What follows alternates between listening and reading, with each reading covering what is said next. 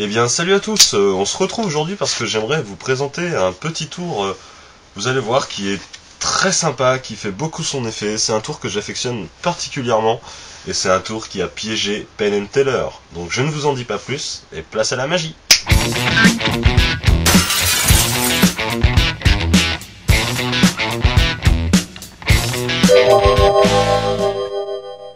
Laissez-moi vous raconter une histoire qui m'est arrivée. Je faisais quelques tours à un groupe d'amis, et ceux-ci, surtout deux, très sceptiques, me dirent oui, mais ce que tu fais, bon, c'est très bien, mais bon, tu es pas vraiment un magicien, la magie n'existe pas, tu triches, tu manipules.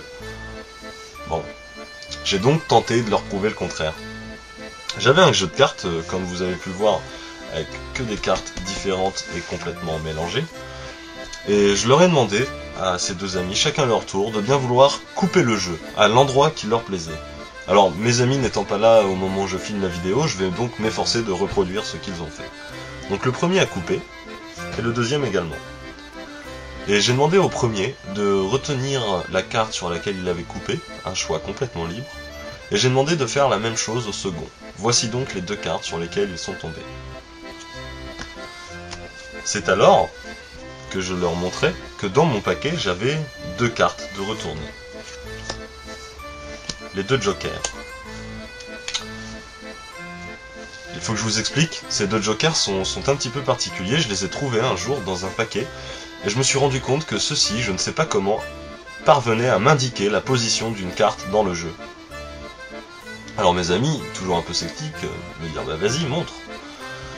Et donc je me concentrais un petit peu, et j'entendis le premier joker me murmurer que la première carte se trouvait en 18e position.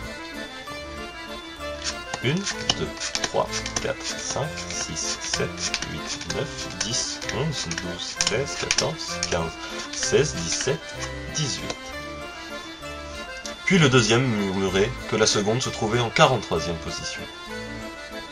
J'en étais à 18, 19, 20, 21, 22, 23, 24, 25, 26, 27, 28, 29, 30, 31, 32, 33, 34, 35, 36, 37, 38, 39, 40, 41, 42, 43.